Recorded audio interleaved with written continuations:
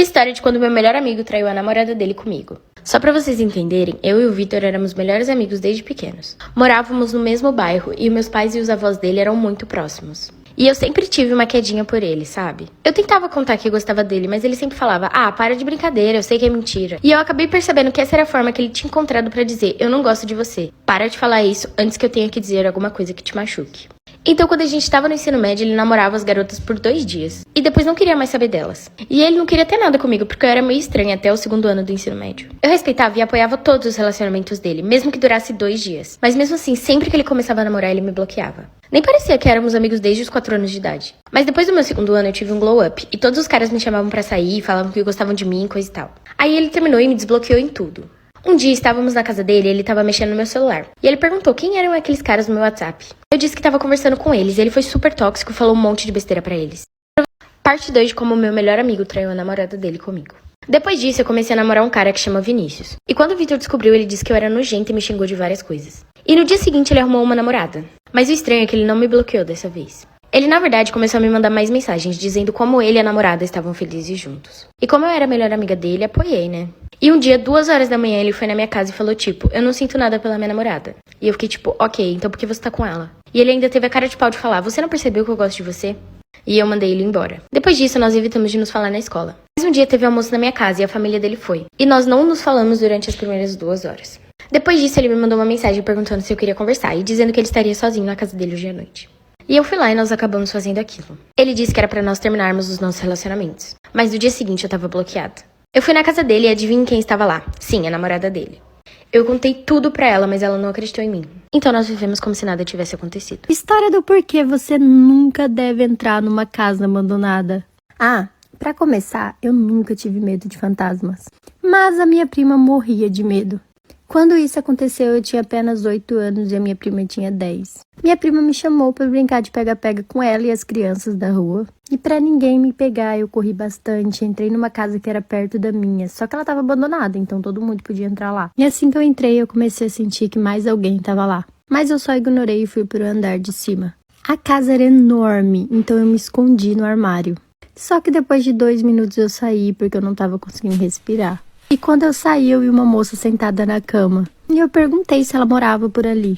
E ela me disse que morava quando eu tava viva. Na hora eu fiquei pálida e desci as escadas correndo. E eu encontrei a minha prima lá embaixo. Chamei ela pra gente entrar na casa. A minha prima já tava estranha, tossindo e pálida. Até que enquanto a gente tava na cozinha, apareceu uma menina. Parte 2 do porquê você nunca deve entrar numa casa abandonada. Continuando. Depois que eu fui pra cozinha com a minha prima, a gente ficou lá, porque eu tava esperando essa mulher aparecer, né? Até que uma criança bem pequenininha apareceu atrás da gente, brincando de boneca. A minha prima, que já tinha parado de tossir, ficou cheio de medo e saiu correndo da casa. E eu corri com ela também.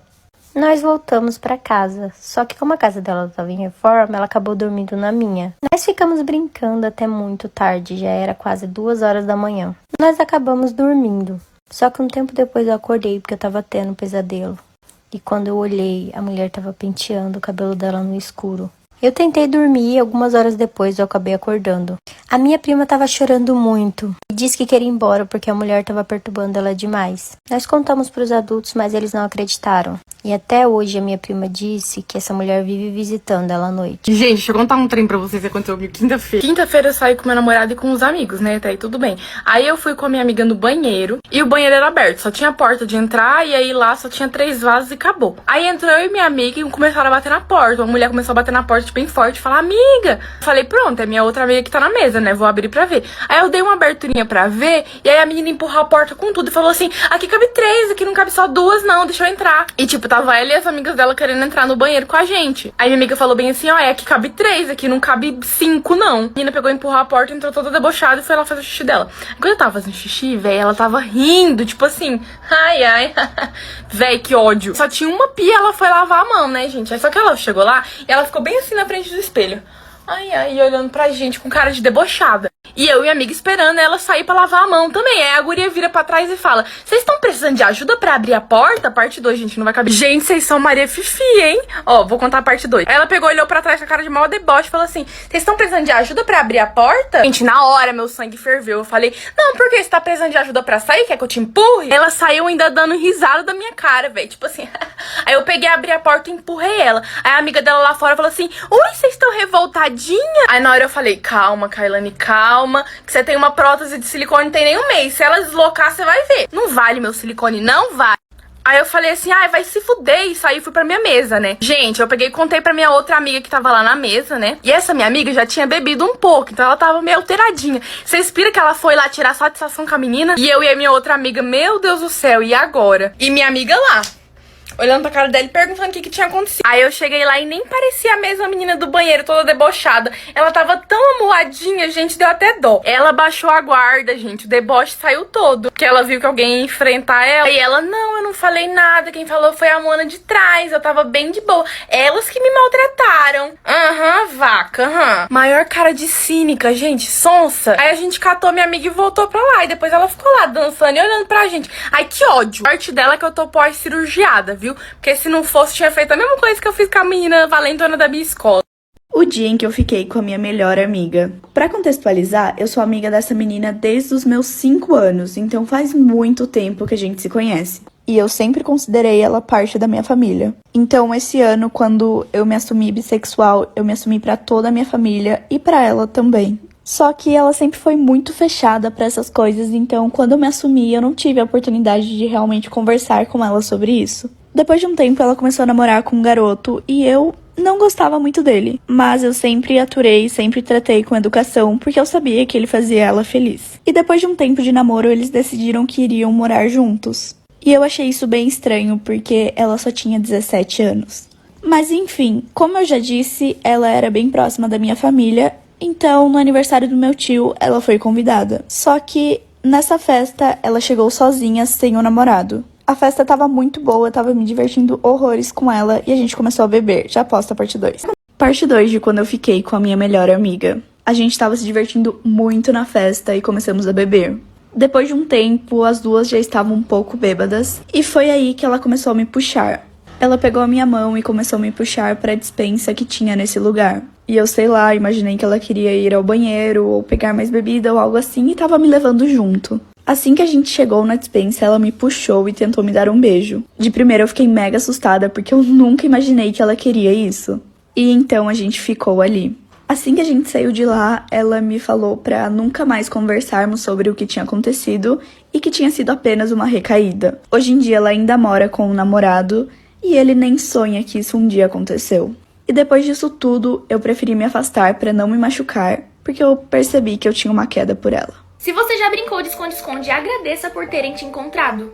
Após a recepção de um casamento, os noivos e os convidados decidiram jogar um jogo de esconde-esconde. O noivo então fechou os olhos e começou a contar até 100, enquanto os outros corriam para se esconder. Eventualmente, o noivo encontrou todos, menos a sua noiva. Os outros convidados começaram a gritar por seu nome e a procuraram por toda a parte. E eles começaram a ficar cada vez mais desconfortáveis por não conseguirem encontrar nenhum rastro dela. Depois daquele dia, todos decidiram desistir de procurá-la e assumir que ela havia fugido e deixado o marido. Com o passar das semanas, o marido aceitou que sua linda esposa devia ter dúvidas sobre o casamento. Então ele decidiu esquecê-la e continuar sua vida. Alguns anos depois, uma faxineira estava espanando o sótão da casa quando encontrou um baú velho. E dentro do baú, ela viu o cadáver de uma mulher vestida de noiva.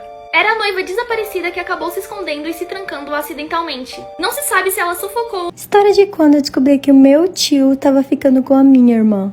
Todo domingo eu e a minha irmã íamos pra casa da minha avó pra gente ir pra missa com ela. E lá na casa da minha avó mora a minha avó e o meu tio.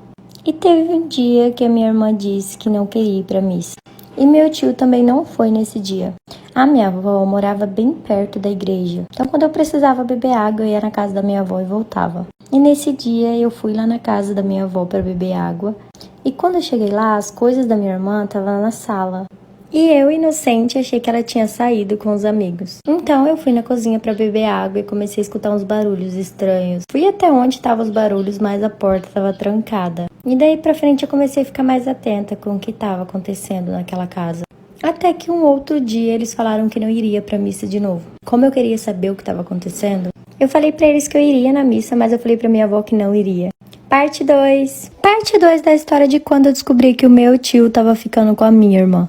Continuando, depois que eu falei pra minha avó que eu não iria pra missa, mas pro meu tio e pra minha irmã eu disse que eu iria, eu fiquei quietinha em casa até que os barulhos começaram novamente. Então eu fui correndo até o quarto e a porta tava aberta. E foi aí que eu vi o meu tio em cima da minha irmã fazendo aquilo. E na hora eu peguei o celular e comecei a gravar tudo. E eu nunca contei pra ninguém porque eles me pagam pra manter segredo. E até hoje eles ficam um com o outro, mesmo os dois namorando outras pessoas. História de como a minha madrasta ficou com tantos ciúmes da minha relação com meu pai que ela planejou me matar. Só pra vocês entenderem, eu nunca gostei da minha madrasta porque ela era muito controladora com meu pai. E eu sabia que ela me odiava, só que era recíproco. Mas meu pai tava apaixonado e ele parecia feliz, então eu nem falei nada. Meu pai sempre me levava pra almoçar de final de semana e nós tínhamos um momento de pai e filha juntos. Nós éramos super próximos. E isso incomodava muito ela, a ponto dela falar que ele tava ficando sem tempo pra eles ficarem juntos. Meu pai nunca escolheu um lado, mas eu nunca me envolvi no relacionamento. Até porque eu podia odiar ela, mas eu queria que meu pai fosse feliz.